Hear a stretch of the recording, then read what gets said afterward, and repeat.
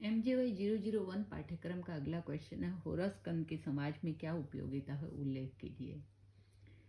त्रिस्कंदात्मक ज्योतिष का तीसरा स्कंद है होरा। इसका प्रचलित नाम फलित या जातक भी है।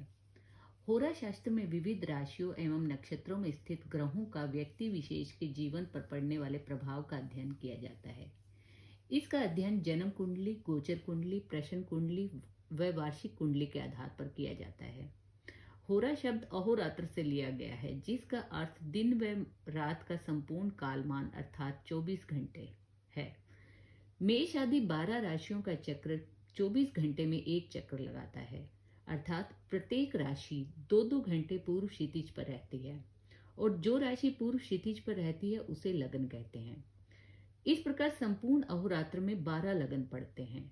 यह लगन ही फलित शास्त्र का आधार है। इसी 24 घंटे के मध्य किसी न किसी लगन में मनुष्य का जन्म होता है और जो कि उसके संपूर्ण लग्न व राशि के आधार पर 12 राशि के लिए 12 भावों की चक्रात्मक व्यवस्था ही कुंडली कहलाती है, जिसके आधार पर ऋषियों ने जन्म से मृत्यु तक के जीवन के सभी पक्षों के भविष्य फल कहे हैं। हमारी जन्म पत्री में जो केंद्र स्थान होते हैं, जो पहला, चौथा, 7वां और 10वां भाव होता है, त्रिकोण स्थान 5वां और 9वां भाव होता है, लग्न भाव या प्रथम भाव उदय स्थान होता है, चतुर्थ स्थान पाताल स्थान होता है, सप्तम स्थान अस्त होता है, अस्त स्थान और दशम स्थान आकाश स्थान होता है। केंद्र को विष्णु और त्रिकोण को लक्ष्मी कहा गया है। कुंडली में प्रत्येक भाव महत्वपूर्ण है। इन्हीं द्वादश भाव में स्थित राशियां व ग्रह अपना शुभ व अशुभ फल देते हैं। प्रत्येक भाव से क्या क्या विचार करना चाहिए वह निम्न प्रकार से है। जैसे प्रथम भाव से जातक की शारीरिक रचना, स्वास्थ्य, रूप, वर्ण, जाति, स्वभाव, गुण, आकृति, सुख दुख, सिर भाग, पितामह तथा शील आदि का विचार करना चाहिए। द्वितीय भाव से धन संग्रह, पारिवारिक स्थिति, वाणी, विद्या, दाई आंख, अर्जित धन और स्वर्ण आदि वस्तुओं का विचार करना चाहिए। तृतीय भाव से पराक्रम, छोटे भाई बहन, नौकर चाकर, साहस, शौर्य, धैर्य, दाहिना कान, चाचा और मामा का विचार करना चाहिए। चतुर्थ भाव से माता का, स्थायी संपत्ति का, भूमि, भवन, वाहन, पशु आदि के सुख का, मित्रों की स्थिति का, ससुर का और हृदय स्थान का विचार करना चाहिए। पंचम भाव से विद्या, बुद्धि, नीति, गर्भ स्थिति, संतान का विचार, मंत्र सिद्धि, विचार शक्ति, लेखन, आध्यात्मिक ज्ञान, पूर्व जन्म का ज्ञान, प्रेम संबंध, इच्छा शक्ति आदि का विचार करना चाहिए। छठे भाव से शत्रु, रोग, ऋण, दुर्घटना, काम, क्रोध, मद, मोह, मामा, मौसी आदि का विचार करना चाहिए।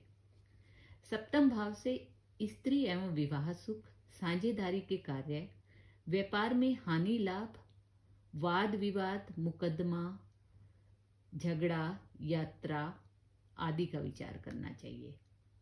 अष्टम भाव से मृत्यु तथा मृत्यु के कारण, आयु, गुप्त धन की प्राप्ति, विघ्न, नदी तथा समुद्र की यात्राएं, ससुराल से धन आदि का विचार करना चाहिए। नवम भाव से धर्म, दान, पुण्य, भाग्य, तीर्थ यात्रा, विदेश यात्रा, उत्तम विद्या, पौत्र का विचार, गुरु का विचार, यश तथा जंगा का विचार करना चाहिए।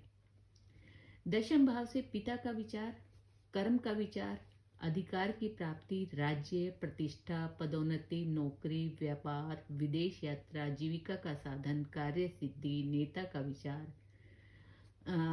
आदि का विचार करना चाहिए। एकादश भाव से आय का विचार, बड़े भाई का, मित्र, दामाद, पुत्र वधु, ऐश्वर्य, संपत्ति, वाहन आदि का सुख, पारिवारिक सुख, गुप्त धन, मांगलिक कार्य, भौतिक पदार्थ, द्वितीय पत्नी और पैर का विचार करना चाहिए।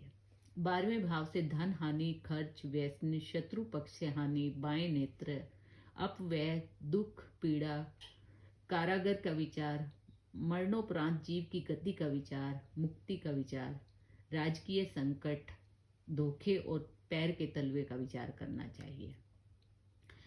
भाव एवं भावेश ग्रहों के अतिरिक्त भावों के कारक तत्वों का भी विचार करना चाहिए। किसी भाव का पूर्ण फल तभी मिलता है जब भाव, भावेश और कारक ग्रह बली होते हैं। कारक ग्रह इस प्रकार है। पहले और 9वें भाव के कारक ग्रह सूर्य हैं। दूसरे, 5वें और 11वें भाव के कारक ग्रह गुरु हैं। तीसरे और छठे भाव के कारक ग्रह मंगल हैं। चौथे भाव के कारक ग्रह चंद्रमा हैं। 7वें भाव के कारक ग्रह शुक्र हैं। 8वें और 12वें के कारक ग्रह शनि। 10वें के कारक ग्रह बुध और सूर्य है। होरा शास्त्र में कुछ मूलभूत सिद्धांत पारशर आदि ऋषियों ने इस प्रकार कहे हैं। जो भाव अपने स्वामी ग्रह में हो या अपने भाव पर दृष्टि हो तो उस भाव की वृद्धि होती है। जो भाव अपने स्वामी ग्रह से युक्त न हो या पाप ग्रह से युक्त हो तो उस भाव की हानि होती है। त्रिकोण स्थानों व केंद्र स्थानों के स्वामी ग्रह चाहे शुभ हो अथवा पाप हो, सदैव शुभ फल देते हैं। इस प्रकार होरा शास्त्र में जातक कुंडली, प्रश्न कुंडली और वार्षिक कुंडली का विचार किया जाता है। जातक कुंडली जन्म लग्न और गोचर लग्न के आधार पर देखी जाती है। प्रश्न कुंडली स्वर लग्न और शकुन के आधार पर देखी जाती है। होरा स्कंद का महत्व सभी सांसारिक जन अपने कर्मों के अनुसार सुख व दुख इस संसार में भोगते हैं। जब तक संपूर्ण कर्मों का भोग नहीं होगा तब तक मुक्ति नहीं होगी, अर्थात परमात्मा ही ग्रहों के रूप में सुख दुख का नियंत्रण करते हैं। इस कारण को केवल ज्योतिष विद्या द्वारा ही जाना जा सकता है। अतः ज्योतिष शास्त्र वेदों का ही नहीं अपितु लोक का भी नेत्र है, जिसके अभाव में मनुष्य अकिंचन हो जाता है। होरा स्कंद का गहनता से अध्ययन करने पर जातक के आजीवन होने वाले शारीरिक कष्टों की सूचना मिल जाती है और यह भी बताया जा सकता है कि रोग कब उत्पन्न हुआ, कब तीव्र हुआ, कब समाप्त होगा या नहीं।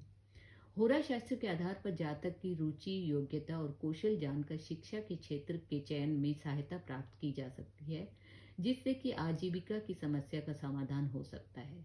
इसलिए सही समय पर ज्योतिषीय मार्गदर्शन कर्म क्षेत्र में अप्रत्याशित रूप से सफलता दिलवा सकता है। इसलिए होरा स्कंद का अध्ययन मानव के कल्याण के लिए अति महत्वपूर्ण है।